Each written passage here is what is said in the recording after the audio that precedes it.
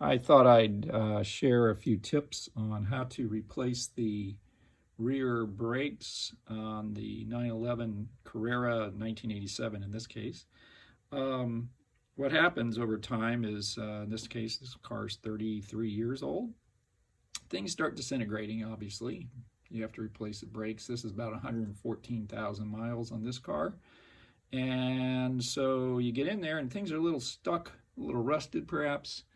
And this particular rotor is worn down beyond its tolerances, so I'll be replacing it. And what you run into is these screws that you need to replace. Sometimes get so stuck they'll strip. So I went down at Harbor Freight and purchased a impact driver, screwdriver that is, for about $8 that allowed me to pop these guys right off. This is the side that I hadn't done yet. I've already gone through this process in the other. Here's a picture of all the tools.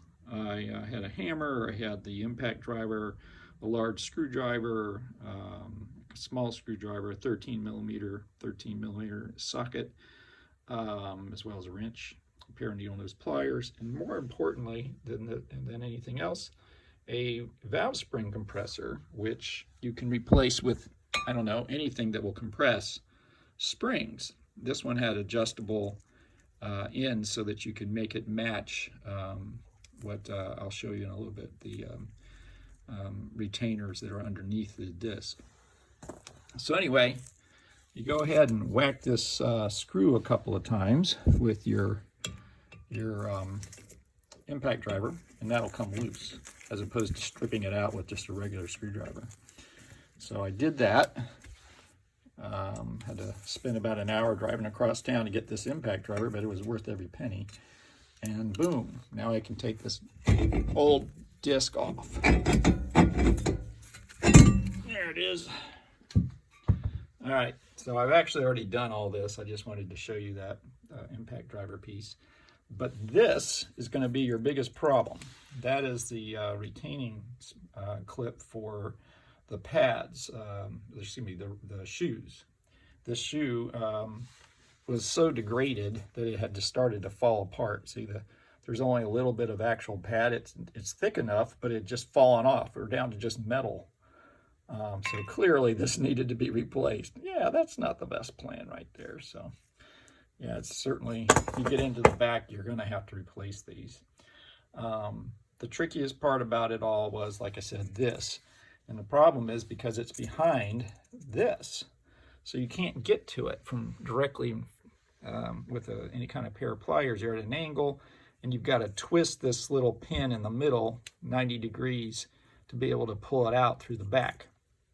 So after screwing around with this for a couple of hours, I figured out that you have to take this piece off right here.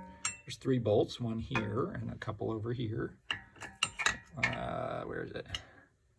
There, and another one down here.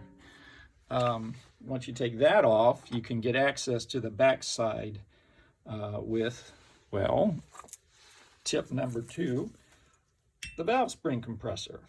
You put that over the top of it such that you can push this down and squeeze it together, and then you can turn that pin so that it'll come through and you can remove the shoes. And then as well, put them back on. This is hugely important. Big thing to have. I'm not sure what the make on this thing was. I've had it forever. Valve spring compressor. Number 19063. Ha, that's not going to help anyone. God knows where you get one of these, but anything like that will help.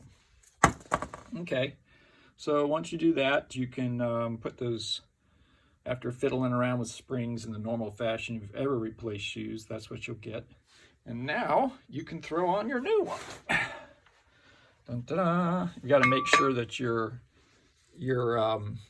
expander down here, this is the adjuster for the rear brakes, that I guess if you've never done shoes before, this expands to push the shoes apart, and you have to adjust it every 20,000 miles or so, or really not even that. I mean, that you rarely use these brakes. So if you forget and drive around with your emergency brake on, you may have to adjust this.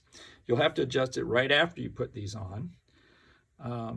first thing you do when you're putting it back together is you screw this all the way down so that it's as compacted as possible. Otherwise, you'll have trouble putting on your new disc, which is a must. You don't want to reuse that old disc. So here's the new disc. Dun, dun, dun. A little tricky to put on with one hand, but there it is. Put a couple of the screws back in, and you're off to the races. So there you go. That's the trick to the rear emergency brakes on a 1987 911 Carrera.